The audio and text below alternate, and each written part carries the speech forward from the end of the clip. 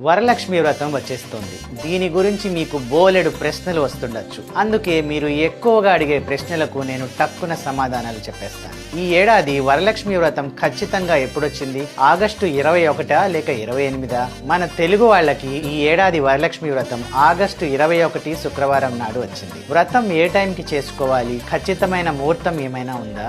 ఇంట్లో సింపుల్ గా చేసుకునే పూజకి సూర్యోదయం తర్వాత ఉదయాన్నే చేసుకోండి. ఖచ్చితంగా ఫలానా టైంకి చేయాలని కంగారు పడక్కర్లేదు. ఒకవేళ నేను ఆగస్టు 21న చేసుకోలేకపోతే వేరే శుక్రవారం నాడు చేసుకోవచ్చా? తప్పకుండా. శ్రావణ మాసంలో వచ్చే వేరే శుక్రవారం నాడు కూడా మీరు ఈ వ్రతాన్ని చేసుకోవచ్చు. వరలక్ష్మి వ్రతానికి ఉపవాసం తప్పనిసరిగా చేయాలా? అవసరం లేదండి. పూజ పూర్తయ్యేదాకా పాలు పండ్లు తీసుకోవచ్చు. మీ ఆరోగ్యం సహకరించకపోతే అసలు బలవంతంగా ఉపవాసం ఉండదు. పెళ్లి కాని అమ్మాయిలు వరలక్ష్మి వ్రతం చేయొచ్చా? ఖచ్చితంగా చేయొచ్చు. పెళ్లి కాని అమ్మాయిలు కూడా అమ్మవారిని పూజించి వ్రతం చేసుకోవచ్చు. మగవాళ్ళు వరలక్ష్మి వ్రతం చేయొచ్చా? చేయొచ్చండి. మగవాళ్ళు కూడా అమ్మవారిని పూజించి వ్రతం చేయొచ్చు. కాకపోతే మన సంప్రదాయం ప్రకారం ఆడవాళ్ళు ఎక్కువగా చేస్తారంతే. వితంతువులు ఈ వ్రతం చేయొచ్చా? నిరభ్యంతరంగా చేయొచ్చు. వాళ్ళు కూడా లక్ష్మీదేవిని ఆరాధించి వ్రతం చేసుకోవచ్చు. వ్రతం రోజున పీరియడ్స్ వస్తే ఏం చేయాలి? ఆ రోజుకి పూజ ఆపేసి శ్రావణ మాసంలో వచ్చే ఇంకో శుక్రవారం నాడు చేసుకోండి. ఖచ్చితంగా కలశం పెట్టాలా లేక అమ్మవారి ఫోటోతో కూడా పూజ చేసుకోవచ్చా? కలశం పెట్టడం ఆనవాయితీ, కానీ అది కంపల్సరీ కాదు. మీరు అమ్మవారి ఫోటో పెట్టుకుని కూడా పూజ చేసుకోవచ్చు. ముత్తైదువులను పిలిచి పసుపు కుంకుమ ఇవ్వడం కంపల్సరీనా?